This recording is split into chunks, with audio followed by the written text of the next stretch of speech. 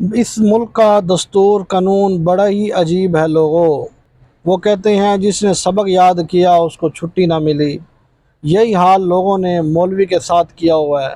مولوی اپنے سبق پہ کھڑا ہے، اپنا سبق یاد کر رہا ہے، سنا رہا ہے، پڑھ رہا ہے، اپنے اصل مقصد کی طرف کھڑا ہوا ہے، لوگ اسی کے خلاف ہیں۔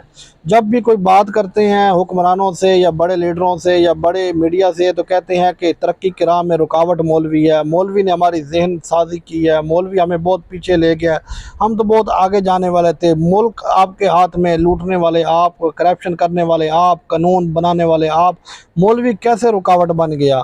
مولوی نے کون سا کہا تھا آپ کا کرپشن کرو، آپ ملک کو لوٹو؟